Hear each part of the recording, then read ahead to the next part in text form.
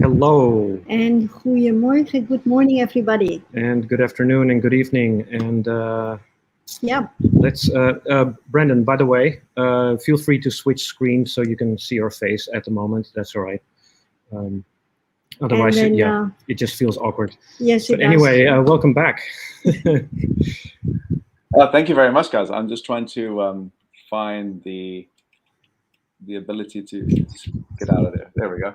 Yeah. All Yep, right. there you Perfect. go. Hi. So for those who've been watching us for more than 1.5 years now, I think 71 71st episode. guys. One of the first ones we ever did was with Brendon here. Yeah. Brendon is the president, I think, president of Shark Founder. Guardian, founder of Shark Founder or acting director, basically. acting director. CEO sounds Yeah, good. let's just say That CEO. sounds cooler. Yes. Yeah. And Shark Guardian is an organization that does a lot to promote and protect Yeah. sharks and to spread awareness about them, and that Yeah. they are not at all the mindless killers that people might think they are. Actually, you do a lot of image changing, right? You work hard on changing the image that sharks have.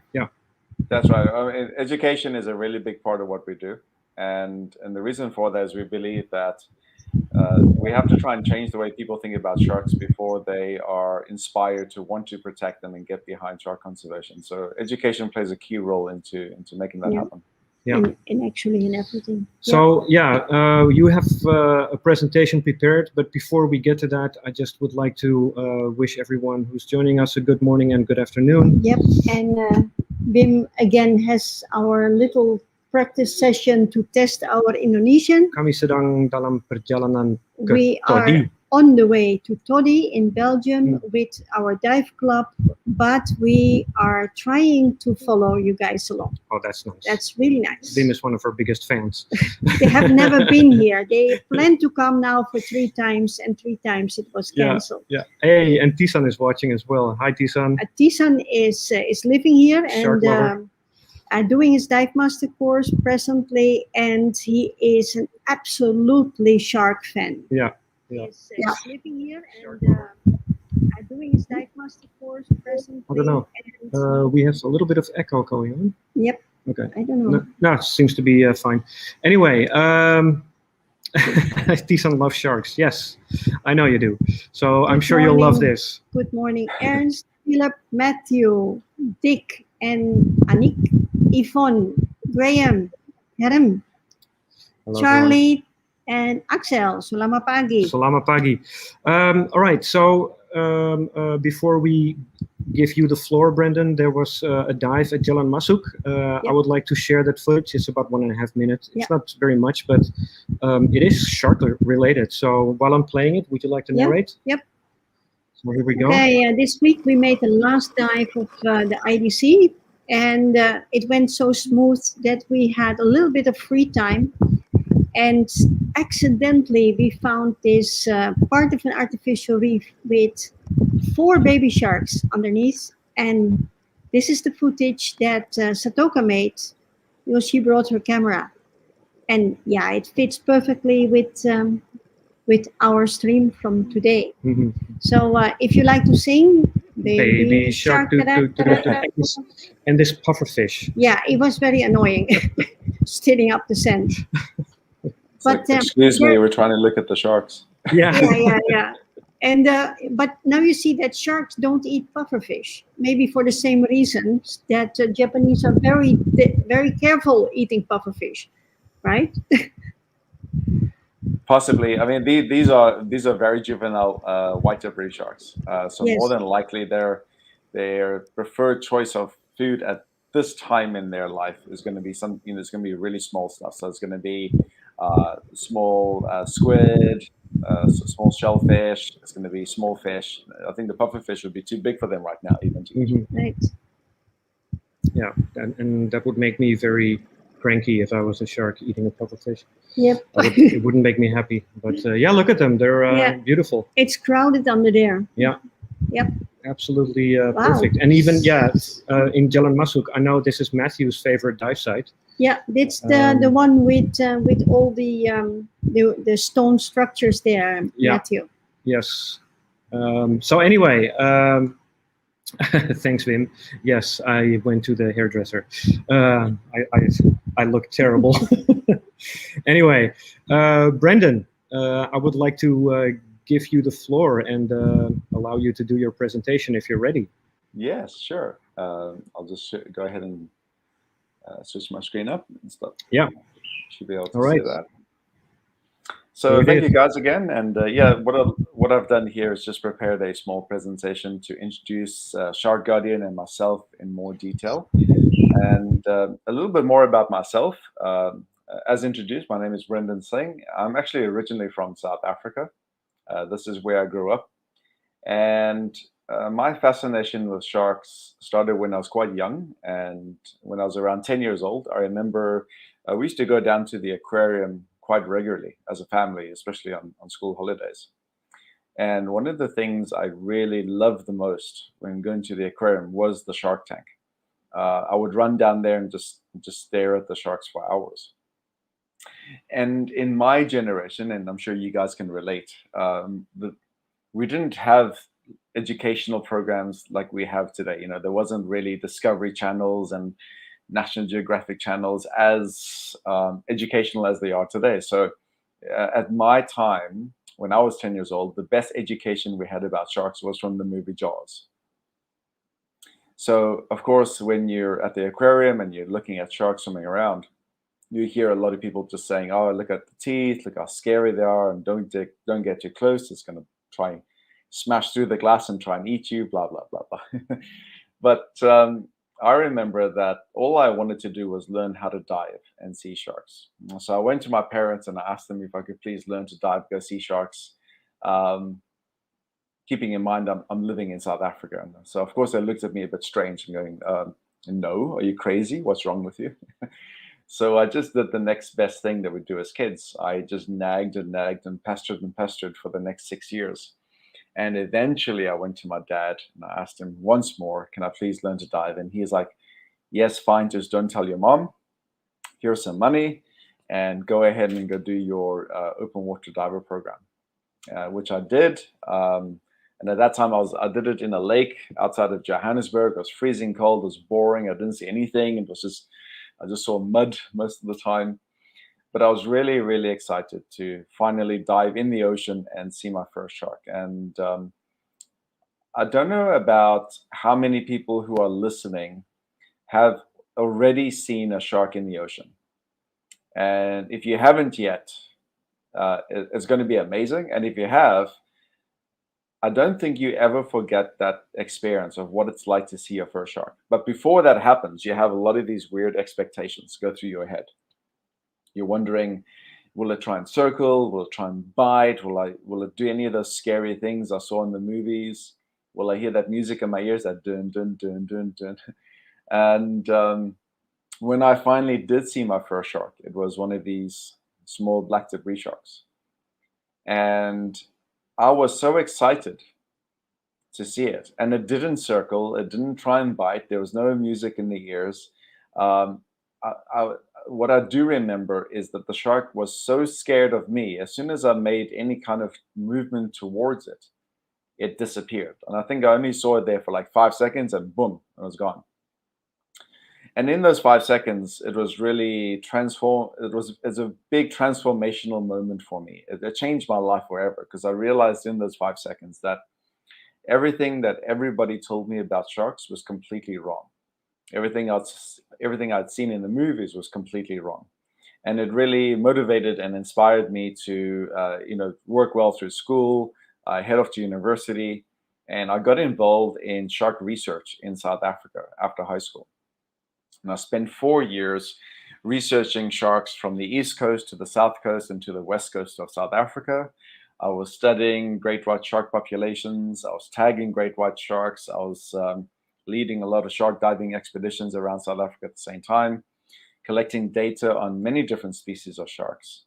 I've moved my way from open water diver to dive master to instructor within a very short time, within 2 years. And I was teaching and diving quite a lot. And at the same time, I was leading these expeditions. I was also collecting a lot of data for our research projects. and continuing on the tagging and the research. It was a lot of fun. And this is something that I've been doing nonstop. I think that up until now, I've done over close to 7,500 scuba dives. Many of those were sharks, and never once have I ever been threatened or injured by a shark, not even one time. And as much as I enjoyed the research, when I told people this is what I do and this is what I love experiencing and showing others, people again would say to me like, "Are you crazy? Like, haven't you seen that movie Jaws? Like, what are you doing?" So I realized that there was a great need for education and awareness. I love doing the research, and there is a very important role for research in the greater scheme of things when it comes to shark conservation. But we really have to change the attitude of people, the way they see and perceive sharks has to change to inspire people to want to get involved with shark conservation in the first place, to really make a difference. So I took a step back from the research and I went on education. So in 2013, together with my wife and partner, we founded Shark Guardian. Shark Guardian is a UK registered charity.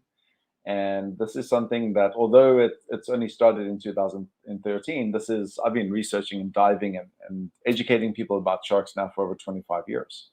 But this was a way for us to kind of do it on a worldwide grander scale and more officially as well. So although we are a UK charity, we do have a number of projects around the world where we're either doing educational programs or research projects or expeditions. And this includes the UK or Europe, the Middle East, South Africa, and many areas around Asia in general, as well as Australia and New Zealand. As a charity, we have four main arms of operation. So four criteria that we mainly deal with, and this is conservation, education, research, and expeditions. And I'd like to kind of break these down for you just a little bit to give you more detail on each of those things and what we actually do. So within conservation is a very big blanket term. The way that we define conservation is we, as an organization, we try and do everything we can to bring an end to the shark fin trade.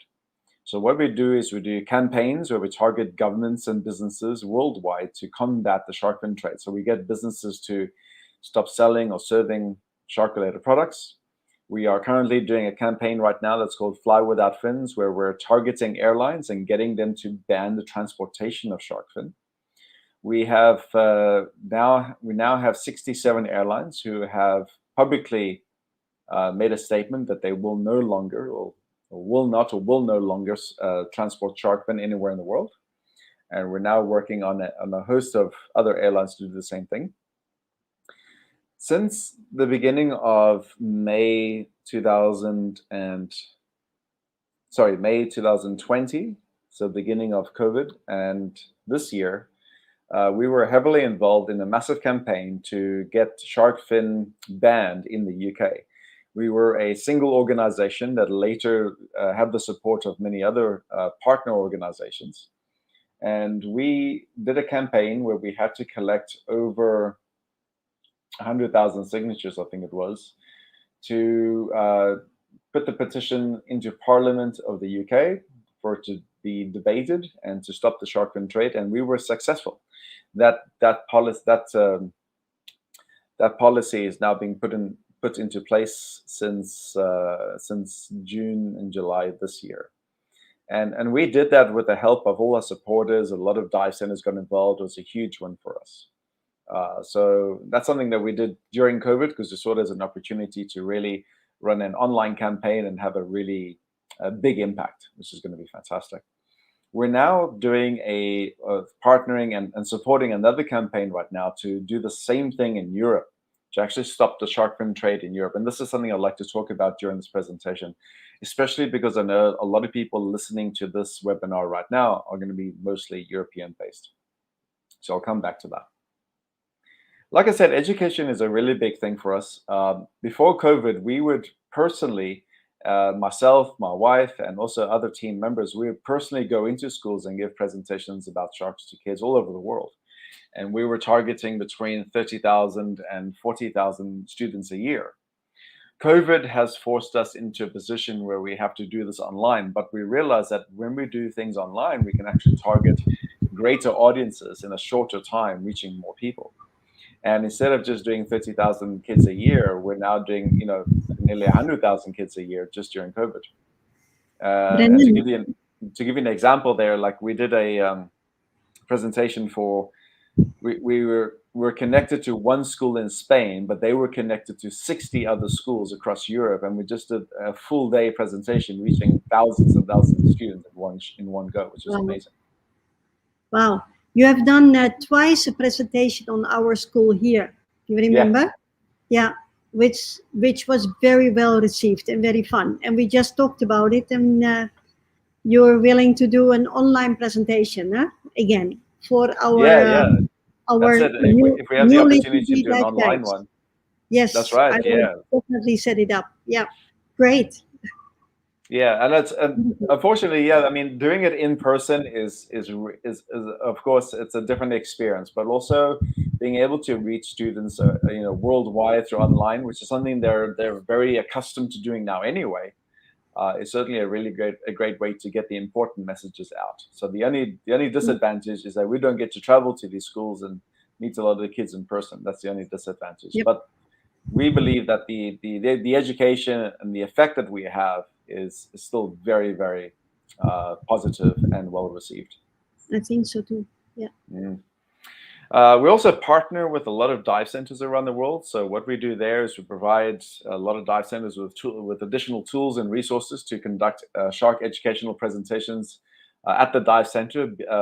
Let's say more advanced and beyond what is being supplied by any training organization, diving training organization, where we also provide training and directions on how dive centers can actively take part in citizen science and research, thus giving their customers and students that extra valuable experience in doing something by collecting data for conservation, whether they're seeing sharks or other marine life, is very, very valuable. So we really like to try and get dive centers involved with this. We have currently, I think, about 29 or 28 active dive centers around the world, but unfortunately, since COVID, most of those have been completely shut down, either temporarily, some even permanently. So at this stage, we still don't know exactly which of those dive centers are really active right now, besides some of the ones we have closer connections with. But hopefully, once COVID is finished, we believe that when the dive centers reopen and we are able to start diving and traveling again, we'll be able to re-implement and expand on those programs within dive centers once more. That brings us to the research, and as I just mentioned, we conduct a number of research projects. Mainly, they're app-based and they're citizen science-based, and these software that we have been developing for quite some time now is readily available at this point for people to download on their phones and actively take part in citizen science and research. The information that is collected is incredibly valuable for researchers when they're looking at implementing policies that might set up marine protected areas or shark sanctuaries, for example. You'll see there's an image here of me taking some data information from divers on the boats in Thailand. And we would often go on boats, give presentations, go around and collect data, observational information from what divers were seeing in the water to develop these apps. We're also supporting a number of universities across Europe and also in the UK who are conducting their own shark and ray studies. So what we're doing is we're financially supporting, or we're supporting them through other resources to be able to conduct those research projects. Finally, the thing that we love to do most, but we haven't been able to do for quite some time now, is of course the diving expeditions. So what we do there is we will advertise a trip away somewhere to where we go and dive and see sharks. And at the same time, we're giving shark presentations, we're giving shark courses, specialty courses, but also our own personally designed courses. We're conducting research at the same time. And in the past, we've been doing trips to South Africa to see the sardine run every July. And we've been doing that since 2016, but unfortunately haven't been able to do that for the last 2 years. We're also doing trips out to Borneo, and we're also we're in the beginning stages of organizing something in Australia too, but due to COVID, that's been put on hold for now. The same in the Maldives. We have a number of expeditions on liveaboards planned in the Maldives, where we go down to the deep south, dive with a number of big shark species. We have some experts on the boat come on and do presentations. It's going to be a lot of fun once we start Brendon, doing those again. Sorry to interrupt. Philip has a question for you. He is wondering, how do you get the funding to support the big projects that you mentioned?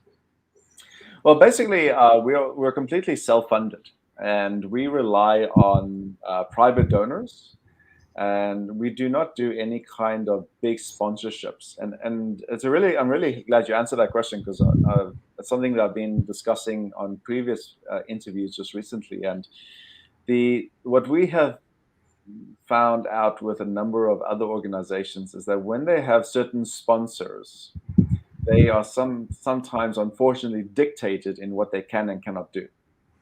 Yeah. And if it goes against, if their actions or campaigns go against the interests of a certain sponsor, it can actually have negative impact on their ability to successfully implement conservation practices, just because their sponsor won't allow them to do it. Yeah. So we don't actively partner with any specific sponsor, although we have been approached by many. We've been approached by oil companies. We've been approached by fishing industries, because they want to show that they're giving something back because of all the damage they're doing. And we refuse to partner with them on that kind of thing. Perfect. Awesome. So the way that we do things is we do a number of fundraisers. We have an international fundraiser right now called Swim for Sharks. And we do this with schools, dive clubs. We do them with sports clubs, swimming clubs, where people do an event where they got to swim in a swimming pool or a lake or off a beach or in the ocean. They do a certain distance. They all do like a fundraising campaign, and they're super successful, and they're really a lot of fun. And we get whole families involved. We had, like I said, dive clubs involved. And in each one of these events will sometimes bring anything in between 500 pounds and 5,000 pounds, depending on how big they are. Awesome. Actually, we did something like that a couple of years back, but that was for the Sharks projects from Paddy Aware. Maybe you remember. Yeah, they call that Finathon. Yeah, they call it the Shark Finathon. Yeah, so we have something separate now. It's registered now, so it's going to have its own website soon. It's called Swim for Sharks. Nice. Swim for Sharks. Swim for Sharks. I'm going to look it up. Yeah. So the website's not active yet. It's probably going to be active by the end of this month. And it's an international effort right now. We've had a number of Swim for Shark events in the UK. We've done a few in Thailand. We've had one in Indonesia already, another one in New Zealand. So it's really picking up popularity. It's going to be fantastic. Yeah. We actually were talking about another Finathon, but actually this is more interesting at the moment. So yeah, you can expect something from our side. Awesome. Well, we already have like really nice, really detailed documentation on this that I can send you later. So we have a full breakdown on how to organize and things you can do. And I get like some place like in Koh Tao in Thailand, every year they do a Swim for Shark event. And in fact, this is where it started more than 9 years ago. And it went from a one-day event to a weekend to a Shark Week of its own. And then during the week, we're showing documentaries in the evenings, we're doing presentations in the evenings, we do a Swim for Sharks for kids in the pool. Then it's a Swim for Sharks for adults around the island in the ocean. We're doing a sandcastle beach competition with kids. We're doing quizzes at night. You can really go full on. There's really no limit to it, and it becomes a week-long event that people from all over the world travel there just to take part in that event for that week. Perfect. For everyone, Jennifer and everyone else who's listening, I will save your questions for somewhere around the last 10 minutes. Yeah. Cool. Okay. Yeah, so that's just one example. And of course, we also have a really nice store, like online shop, where we sell a lot of T-shirts and jewelry and some cool things, and everything that we sell, including educational books and all our range of clothing, is all a way to raise funds for the charity. So with the combination of all those things, we managed to find enough funds to do these things. All right. So what I'd like to move on to now is a little bit about why sharks are important. And again, like I said, it's really important to understand why we need sharks to allow people to have a greater understanding of why we need to protect the sharks.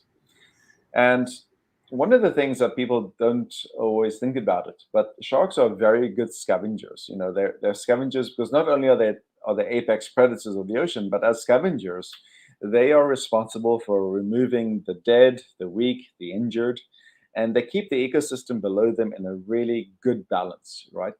So, as an example, you may have seen on YouTube where you see dead whales floating in the ocean.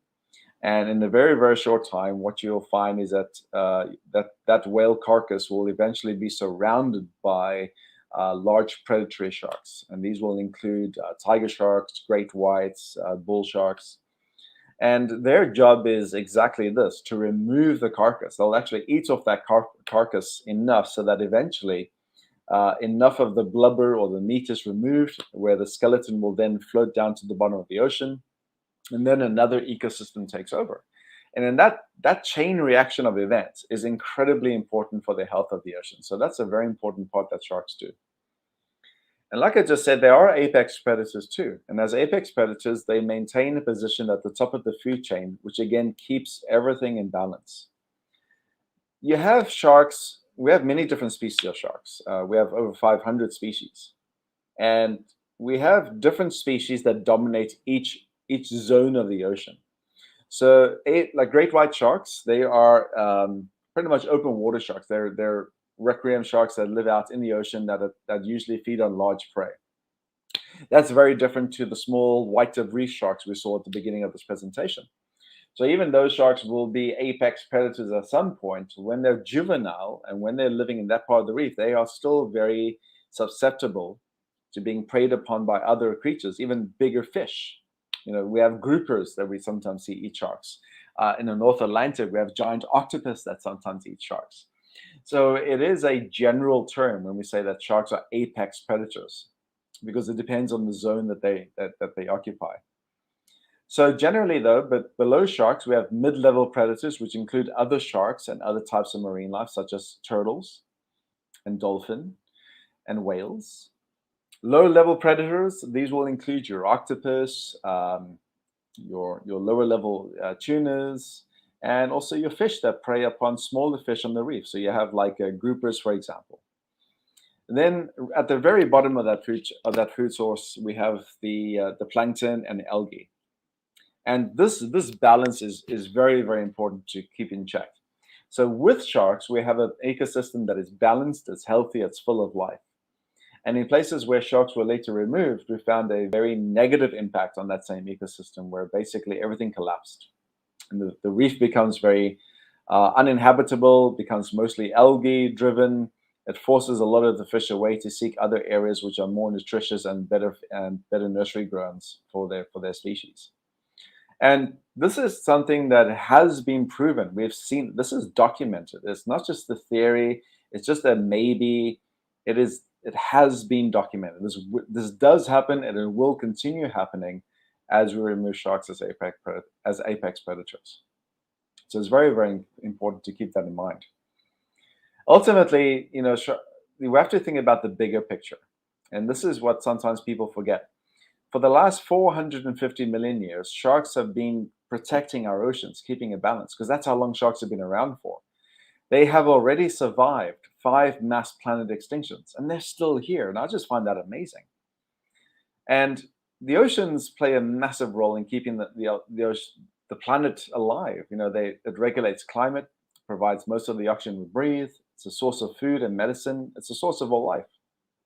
If we don't have an ocean, we don't have life. And sharks are the one thing that have been consistent in the ocean for the last 450 million years. So we can summarize sharks in a very, very simple way here. And that is, life on Earth depends on life in the oceans that sharks control. And that is what it comes down to, and that is fact. And this is why sharks are massively important. Unfortunately, they do have a lot of threats. And apart from the 5 mass extinctions that have taken place already, sharks haven't had anything that really threatened their populations until humans came along. And apart from humans, trash and pollution is a massive has a massive impact on sharks' health and populations around the world. We are finding sharks washing up beaches with plastic in their gills and their stomachs. But really, the greatest threat to sharks for the last 450 million years is us, because we're doing something to sharks now that nature couldn't do to sharks. And that means we're annihilating sharks. We're driving some populations to a point where 90% of the populations have already been wiped out. The scientific data, the official data, shows that over 100 million sharks are killed every year. But the probability of that number being more than double is very likely, because this is only the number of sharks that is actually reported. The number of sharks that are killed that are not reported is very likely to be more than double that. So the real estimate is somewhere between 150 and 220 million sharks a year. But for the purpose of the scientific data, let's work on 100 million sharks a year. That's still 11,000 sharks killed every hour. That is still 183 sharks killed every minute worldwide. That is not sustainable. I've been working with a lot of scientists and researchers around the world who at times even contest shark fin bans. They believe that we shouldn't be banning shark killing. We should just be finding a way to sustainably fish sharks. There is no such thing as sustainable shark fishing. It doesn't exist. It cannot exist in today's world. It's just not possible. And the big reason for that, sharks, they mature very late. And the whale sharks have to reach an age of 30 and reach a length of 9 meters before they can start reproducing. Most sharks have to get to an age where they have to get to about 9 to 15 years, and it varies very much between species. So I'm really going for a wide bracket here. But the point is, it takes sharks years and years and years and years to get to the point to reproduce and repopulate.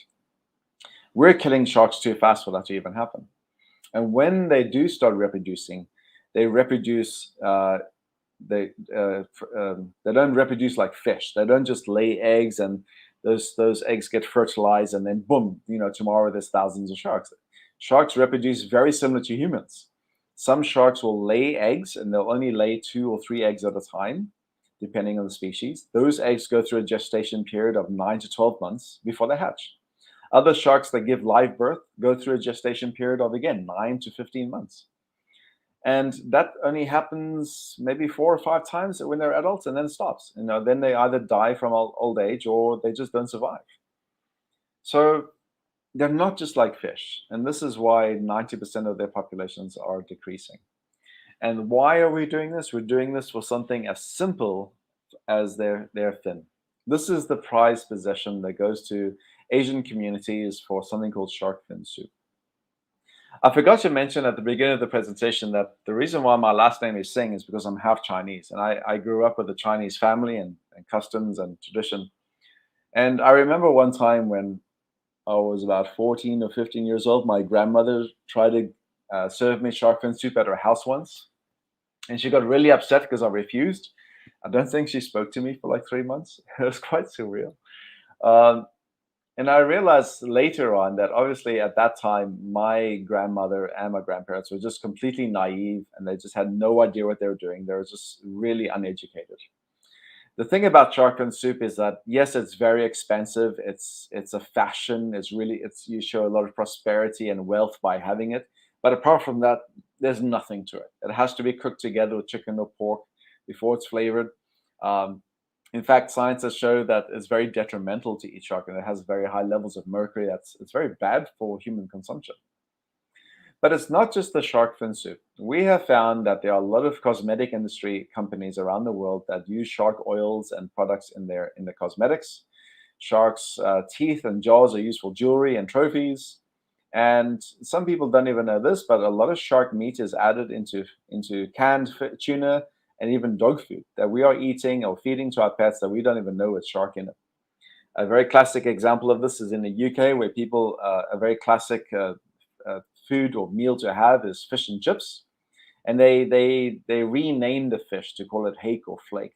So it's actually a type of dogfish shark, but they call it hake or flake so people think it's a fish and not a shark. And that is just wrong. Everybody has the right to know exactly what they're eating so we can make better choices. And yeah, I think this is a really good point to see if anybody has any questions up until this point, or if you guys would like to add anything. Yeah, in the meantime, Simone is sneezing away here, so I had to do this for a while. I have a question from Jennifer, and she's saying, chapeau for your project and work, so that's a compliment for you guys. And she says, especially your note according to dictating funders or sponsors. Is there a way, her question basically is there a way that a vacation diver, a holiday diver can help you in any way? Yes, absolutely. So if you go directly to our website, which is sharkguardian.org, we have an opportunity there for people to help by mainly two ways. People can either make just a straight donation, but there is also something else. We have something that's called Give As You Live. It's a platform where we the best way to describe it is that when people go onto Agoda or Booking.com or buy or go shopping online, if you have subscribed to Give As You Live and you choose Shark Guardians as a charity, whenever you book a trip with Agoda or Booking.com or eBay or wherever you go in the world doing whatever, there's an opportunity for you to raise money for Shark Guardian without spending any extra money. So Nice. you don't add any extra money to your Booking.com or your Go-To Booking. What they do is, because Give As You Live is partnered with those companies, the fee that you pay, there's an automatic percentage that goes towards Shark Guardian because you've chosen us as the charity. Perfect. So if you go to our website, if you look at fundraise, so you'll see there's an option to donate or fundraise. If you go into fundraise, you'll see you can sign up to Give As You Live. It's completely free. And it just means that when you attach an app to your browser, and every time you go shopping online, if that online store has a partnership with Give As You Live, you have an opportunity to buy something through them and give to Shark Guardian at the same time. Nice. I put up the URL of sharkguardian.org here. So Jennifer, just go to their website. It's a very interesting project, and I can really recommend it if you want to help out.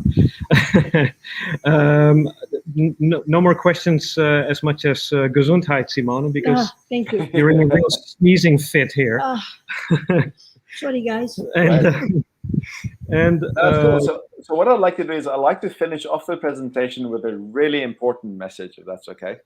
Yeah. And I mentioned earlier that we were very instrumental in getting the UK to completely ban the importation and exportation of shark fin. So really putting pressure on the shark finning industry.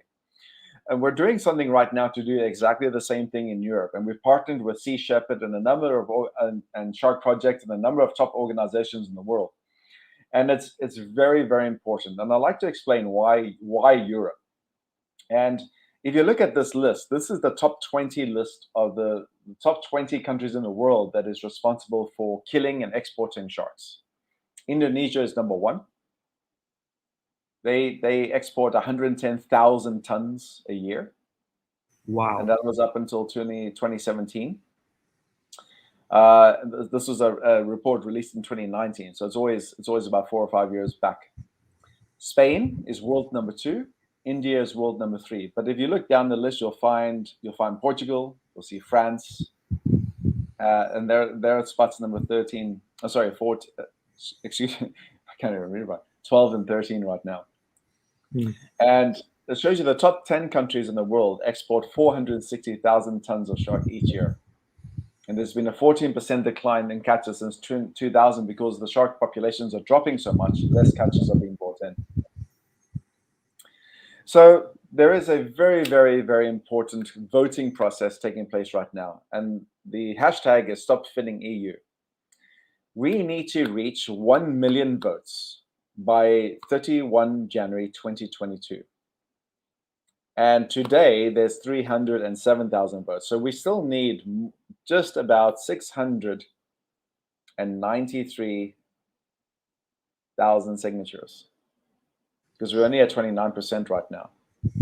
So going at this current rate, we actually need to try and get 7,000 votes a day to reach that target. And we're not really doing it just yet. Basically, to get the 1 million votes, we also need to have we need to have 7 countries from EU meet their minimum thresholds. So depending on the country and their population, a certain percentage of that population needs to get a minimum. And there's only been 3 countries that have done that so far, which is Germany, France, and Portugal. Yeah. So all the Dutchies out there, go out and vote. Yes. Yeah, we need to. Right now. The next countries that are going to hit that minimum threshold is going to be Malta. They're very close. Hungary is close, and Spain. Spain is very, very important because, like I showed you before, Spain is world number 2 in the world that is responsible for shark finning and shark exportations. So I can't stress this enough, guys. If we shut down the shark fin trade in Europe, we will shut down one of the biggest exporters in the world of shark fin to Asia. Together, the EU makes up about 30% of the world shark fin trade. If we manage to get these million votes and get that to Parliament, the EU Commission will have they'll be forced to reply and do something about this. I can't understate how valuable and how important this campaign is right now. So it's not a petition, it's a voting process. Each EU person, doesn't matter what country you're part of, if you're an EU citizen or national, you need to sign this and you need to share it and get as many of your friends to share it as possible. Because we're really desperate, we're really running out of time, we need as many votes as possible. Yes, you will be sometimes required to fill in your personal details, even passport numbers and etc. But it is for an incredibly good cause. It's going through the official EU database. It's nothing third party, but we really need people to get on this right now. So I'm going to leave this image up here for a minute to have the QR code up, scan that, please sign, please share. It is incredibly valuable right now to do this. Okay. And that is one of the biggest things we're asking. Brendon, can I ask you a question? Do the people that sign the petition, do they have to be adults? I think they do, yes. And because, again, you will have to have your passport information in it. And I think that if there are anybody that's listening who are still non-adults or children, non-adults, take a screenshot and get your mom and dad to do it. Get uncles and aunts. There's even if you can't do it yourself, you can send it to the rest of your family. Like I'm not a European national, but I'm going to send it to but I work with a lot of Europeans. So I'm sending it out to everybody. I'm sending it out to all the schools. I'm getting it out to universities. I'm contacting all the dive clubs in the EU to do it. And if they don't have a passport? No, there's only some nationalities that need passport and others don't. I can't remember which ones right now do and do not. But the last time a friend of mine from France did it, they did not need a passport. Okay. Axel said he just voted already. Oh, there we go. Easy. Well done. Yeah, so in some cases you don't need a passport. Most of the time you don't. Yeah. So it takes literally 2 minutes or less. Yeah. To do this. And I also agree with Yvonne. She's saying that everybody should share this stream. Yeah, that's a very good idea. Yeah. Yeah. I completely Absolutely. agree. Well, the stream is available on YouTube and Facebook, so at least our crowd can share it. Yeah.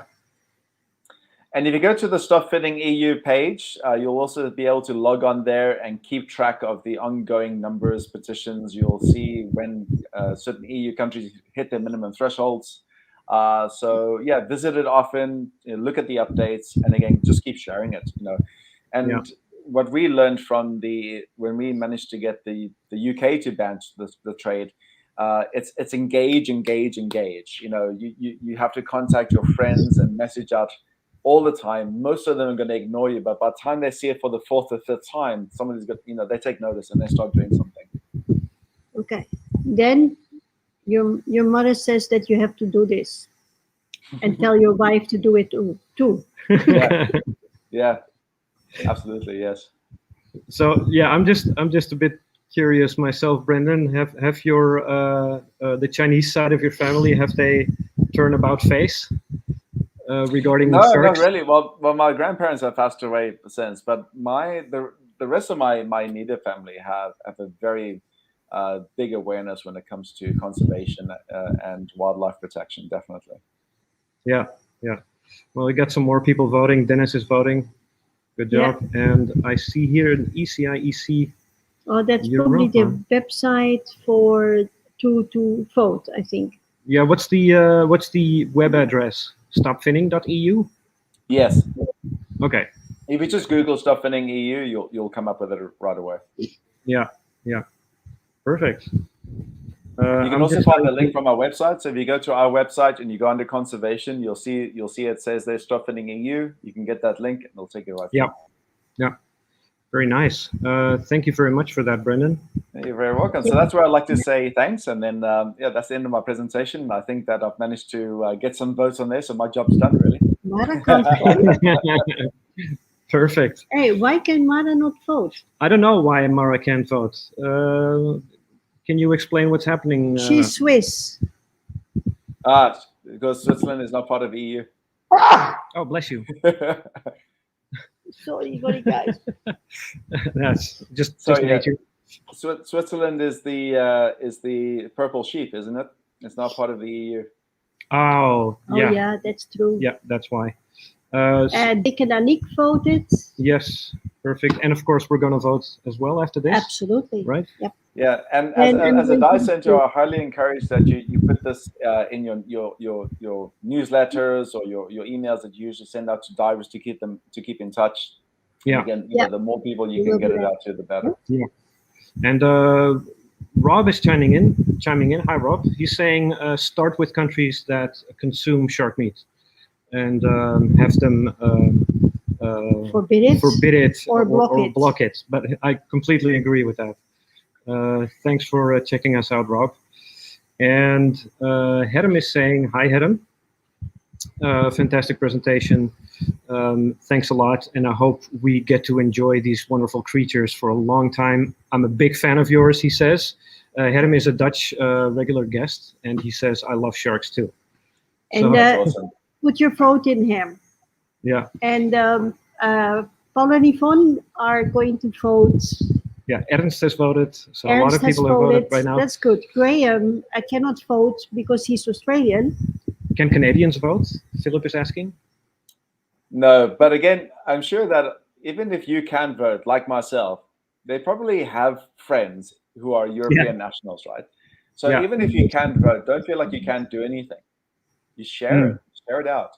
And this is the thing that we notice, that even the countries that already met their 100% minimum threshold, they're still going, right? Because those countries can still get 150%, 160%. So don't stop doing it, even if the country reaches that minimum threshold, because even if all the countries get the minimum threshold, there still wouldn't be enough for the 1 million. Yeah. So we've got to keep going. So even if you're from France, you still vote. Even if you're from Portugal, still vote. If you're from Germany, still vote, because each vote still counts. Yeah. Are there any activities talking with the government from Indonesia about shark finning? Because actually, if it's a number one on the list, that is a really, really bad situation. And is there anything going on in terms of communication with the government here? Oh, all I know is that it's to open those communication lines is extremely challenging. And what we have done is that rather than trying to reinvent, we try and partner with organizations who already have a bit of a foothold in there. But even they are finding it really difficult to make any kind of movement in that direction. I don't know anybody yet who's been successful to tackle the shark finning export issue in Indonesia. To be honest, I don't know really where to start with it either. It needs a lot more research, and we need a lot more people who have connections in higher places to be able to do that. I heard that Lombok is a very notorious place for the shark fin trade. You see, in most places, the shark fin trade is the biggest competition for the shark fin trade is shark ecotourism, or no, it's diving. And Indonesia already has a thriving, diving tourism, and yet they still remain the number one exporter in the world, which is it's strange, and I think it's because Indonesia is so large and so spread out. Even if you only have like 5% of the entire landmass who is doing ecotourism, what's the other 95% income going to be, right? Yeah. So it's about offering alternatives. You can't just go to an island who's killing sharks to feed their families and say, oh, you can't do this. They need an alternative. Yeah. So it's about providing that alternative. And if there's no alternative or the infrastructure is not there, it's very hard to combat it. Yeah. And I don't know if you've switched back to the stream, Brendon, but feel free to do so you're not staring at the presentation anymore. Sure. Nice. And Paul and Yvonne is asking if it's possible to do this on Duikvaker, the Dutch diving show. Yeah, why not? But that's in February, and you have to have the votes by the end of January 22, right? Exactly. Yeah, it's too late by then. So yeah, what we're doing right now is that I have a volunteer base who's doing a lot of the groundwork right now that takes so much time, which is getting contacting schools, universities. It's about getting the members of the public to do it, right? And the other thing that what we have tried to do already is we work with a lot of well-known celebrities. Leonardo DiCaprio, we've worked with all kinds of celebrities in various different parts of the world. Ricky Gervais in the UK was a supporter of our UK campaign. So sometimes reaching out to these guys, we have done that already, and sometimes they are very they have to choose their campaigns and the things they support very carefully. They can't just say yes to everything. So sometimes it doesn't always work that way. So what we are looking for, though, is we are looking for social media celebrities. You do have people who are influencers, bikini models, influencers, whatever, that have hundreds of thousands of followers that they themselves might be passionate about the wildlife and environment, and those are the kind of people we need, because all we need them to do is to share that once, and boom, all of a sudden we got 100,000 votes very quickly. And that's what happened with us with the UK campaign. So it's about contacting those people. Paul, should we approach our royal guests that have been with us for a couple of times? Why not? Yeah, I think that would be great, because they're known to love nature as well, and Well, I'll give it a try. Yeah. I will write it. And just to give you an idea, the Netherlands right now, they are only nearly 42% completed. Okay. They are now at 8,190. That's right now, and they need 19,526. Wow. Okay. As a minimum. So get cracking. Yeah, get cracking. Let's do it. No, that was perfect. Just a couple of more comments I would like to go through before we go. We got tons more people. Tisan, oh yeah, no, he can't vote. He's Indonesian. So yeah, everybody's saying thank you. Brendon, Jose also voted. Bianca supported. These are the Dutch viewers. Yeah. And Adam says that his first encounter was a group of sleeping sharks on the sea bottom west of Java in 1990. Yeah.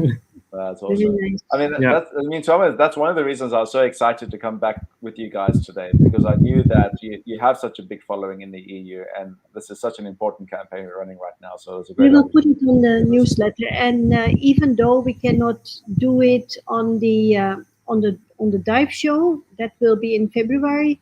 We will, or I will actually approach the organizer of that dive show, because they are sending out newsletters all the time, almost weekly, and ask them to publish it. So if you have a ready to go article, can you send it to me? Yes, we actually have a really good folder of resources. So we have lots of Facebook posts, Instagram posts, Twitter posts already and done. So I'll send you all of those resources. Send it over. You can do whatever you want with them. Get them to wherever you can. They'll be fantastic. Yeah. So yeah, I'm just reading in the comments. There's a lot of support, and people are sharing left and right. And Yvonne says, thanks for the presentation. It's a needed wake-up call. I could not agree more. Yes, definitely. So in the interest of time, thanks again, Brendon. You are fantastic, but you know that already. Oh, it's the Mutual Admiration Society. Oh, yeah. Yeah, that's it. No, guys, I really appreciate it, and I'm very happy to come on anytime again. So yeah. Okay, I will approach you shortly for the presentation in the school. Yes. Right.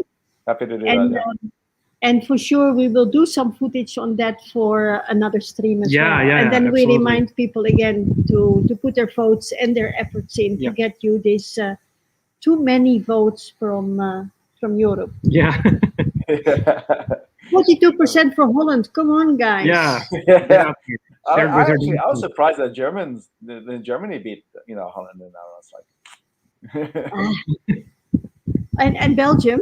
Where's Belgium in the Germany story? beat us again. No, I'll tell you where Belgium is. Again, you can also look this up yourself on the thing, but I'll tell you where Belgium is. Oh, there we go. Belgium. They're at 36.43% right now. So Anna, if you're watching, they're 10,000 votes short. Nice. So now we will have a competition between Belgium and Holland. Who will reach the 100% first? So that's the best competition ever, especially in the best interest of sharks. Definitely. The other really big one that would be fantastic to get is Italy. There's a lot of focus on trying to get Italy and Austria to do the same. Mara, there's a job for you there. Mara is living on the border of Italy, so she cannot vote, but she can approach her Italian friends, right? Yes, definitely. Mara, get out there. So get out there and vote. All right.